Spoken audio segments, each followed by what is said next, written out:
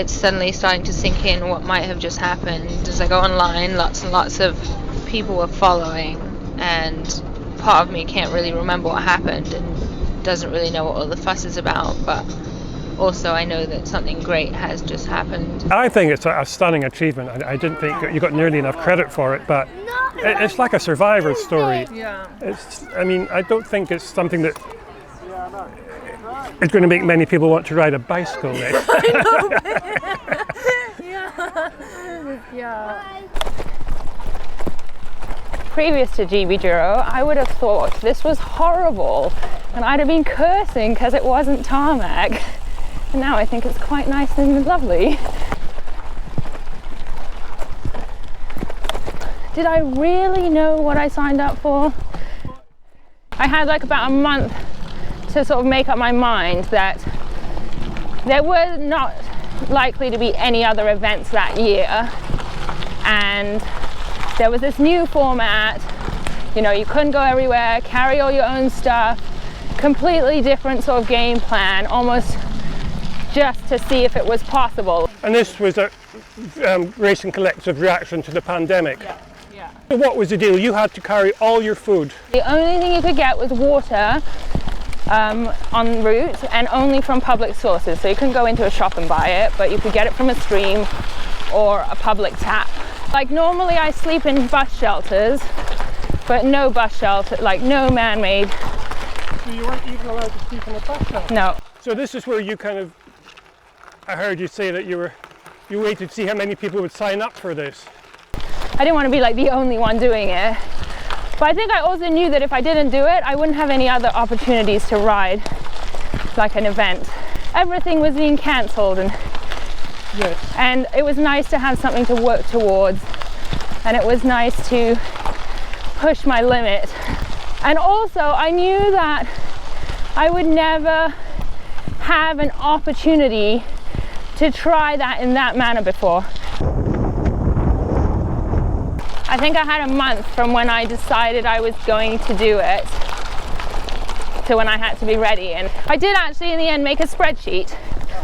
I picked the foods that I thought I would want to eat, knowing that I couldn't have anything hot. Right.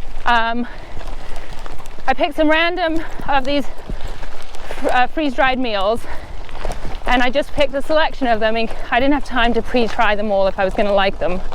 So I just picked no more than 3 of any type. The week before we started, I realized I didn't actually know what I needed, and I didn't want to get to the end, or 1 or 2 days within the end, and not have enough food. I took the decision to take a bit extra food. I took the decision to add a pannier, and that meant I was heavier, and that meant I was slower, which meant I probably needed more of the food. The worry was also getting sick, because on my like bad water or bad food. Originally I wanted to remove all the packaging from my food because we had to carry all our garbage with us, but the risk of it going bad, like if the food kind of got contaminated or something, there was no resupply. Right, so you had to carry all your food wrappers. Yeah. But I mean, please tell me that, let's say, natural waste, you could... Oh yes, you didn't have to carry your own biodegradable waste with you. Yeah, okay. Well, You could put that in a hole. I did King Alfred's Way for practice, just feeding myself, just to see, practice not stopping at cafes, practice just eating rehydrated foods. So there was a no-fly rule, so I got a lift halfway to Devon, and then I took the train, and then I cycled the last 11 miles.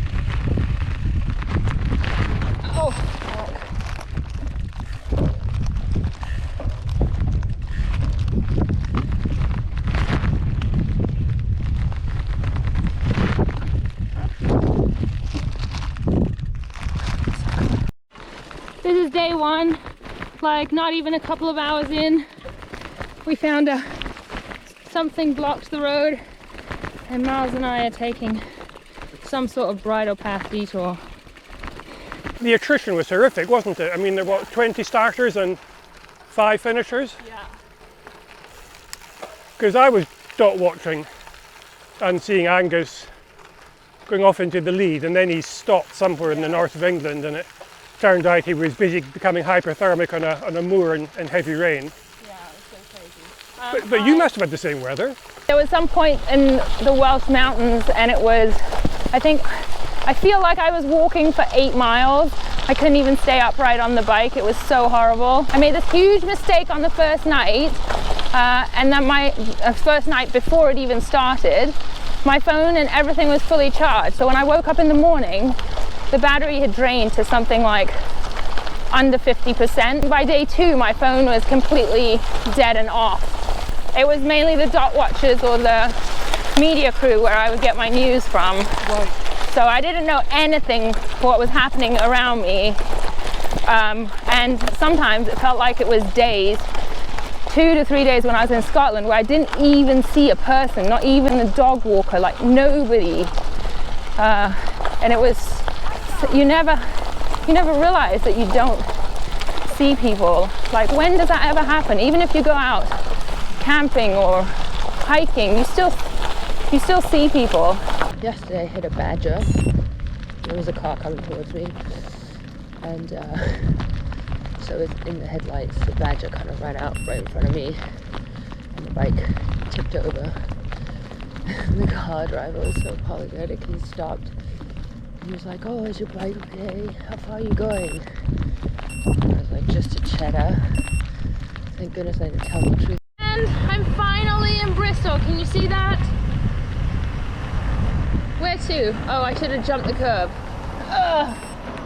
Only have to lift it up.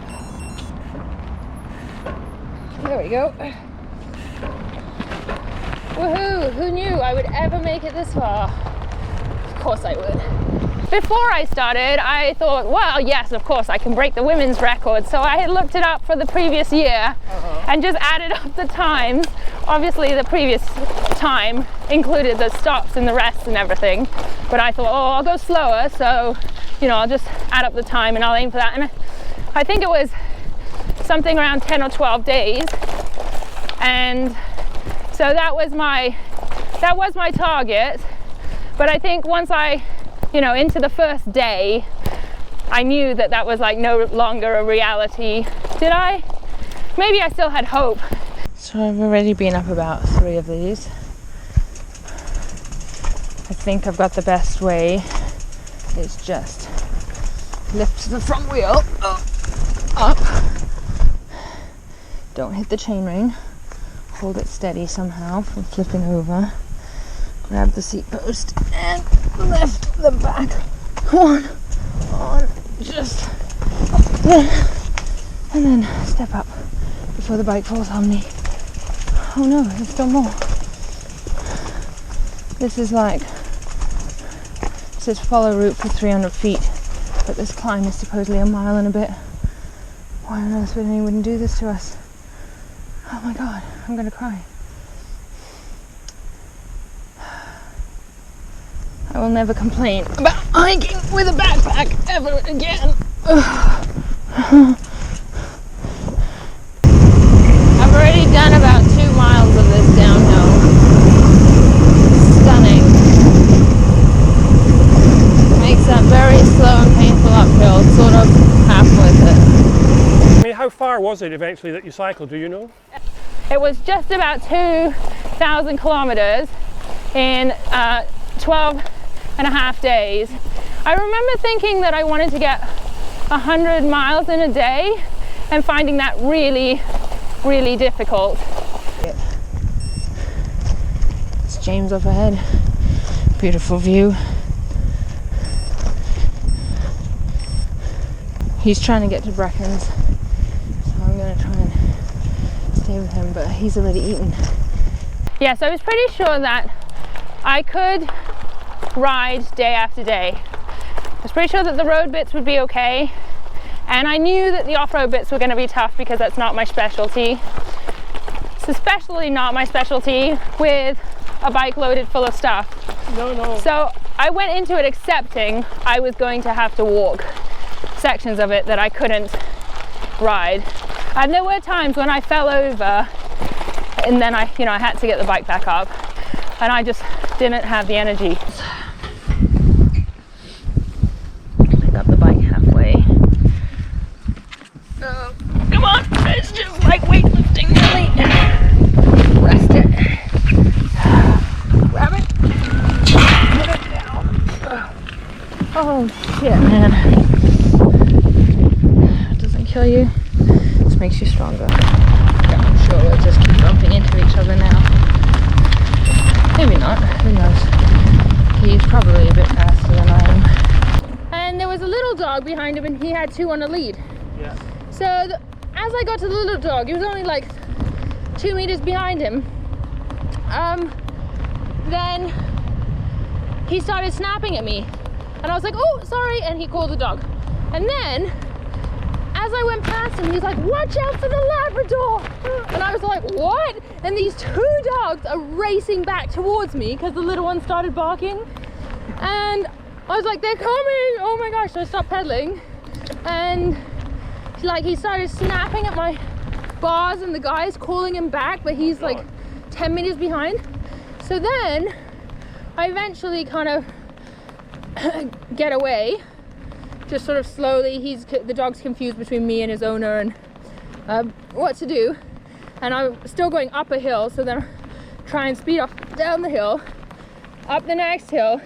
I can still sort of hear the owner shouting, so I'm like 2 hills later, here behind me, and the dog is still chasing me, and I was just like, oh my gosh. Another one. Be easier to learn how to pick a lock.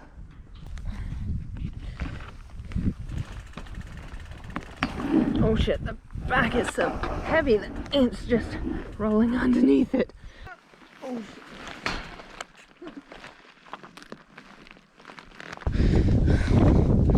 Is there an easier way? It might just be thick. Oh shit. Now don't fall in, Anisa. Just lower the front wheel down. Oh my god. Oh my god. This better not be a mistake. It wasn't the not stuffing at cafes that bothered me. That I was now used to. It was the smells of food that got me, that I was not expecting. Like passing a fish and chip shop. I think that was maybe even the first or second day. God. And it made me so hungry for something warm. Yeah.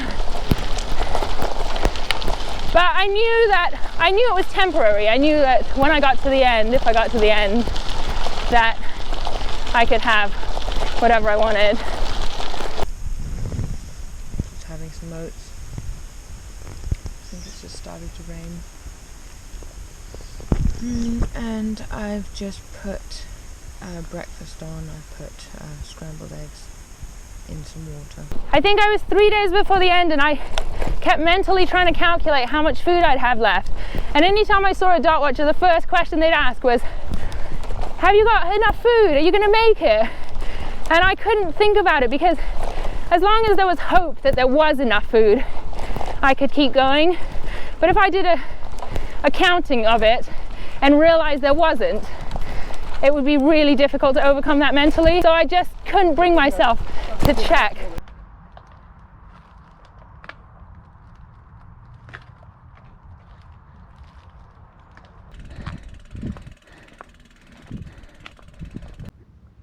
I've never been on a ride where I couldn't keep the Garmin. I couldn't keep anything charged, and it's been a fight since the beginning because it's just, well, maybe it's because the bike is so heavy I can't go fast enough.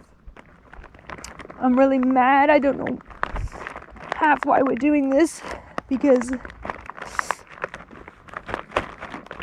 you know, it's like I'm slower, so I have to carry more food, so it's more of a disadvantage. And it just seems so unlevel. Like there's no other option. What is my other option? Anyways. I've got mac and cheese that I made earlier.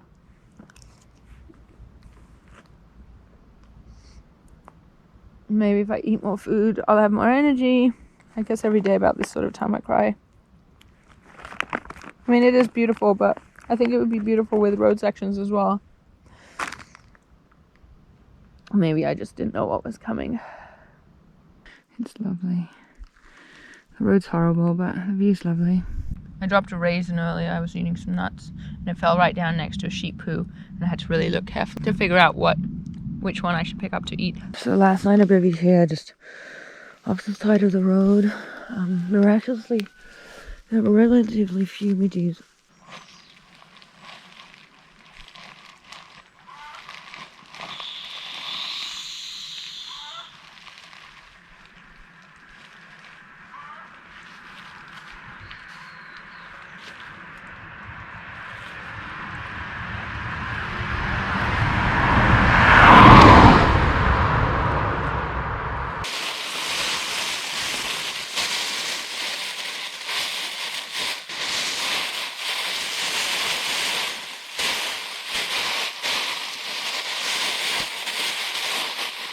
Media attention seemed to focus on the fastest people. Yeah. And you were the slowest of the only 5 who completed. But you were out there longest. That last day, you know, the end was in sight, and it was probably one of the better days. I knew I could just push that little bit harder if I had it in me. I think I had one of the best days. Probably really just because I knew it didn't matter. I could eat all the food. I didn't have to ration anymore. It was like 10 o'clock at night when I got there, maybe a little bit before. And it was dark. Was there anybody there to greet you? No, there was nobody. I knew there was not going to be anyone there because I met the film crew in Fort Augustus. But when I left them, that was when I was like, this is sad. Like, you know, I've taken too long. There's not going to be, I'm not even hurrying to try and see them. There's like no reason to keep going except that I have to because that's what I set out to do.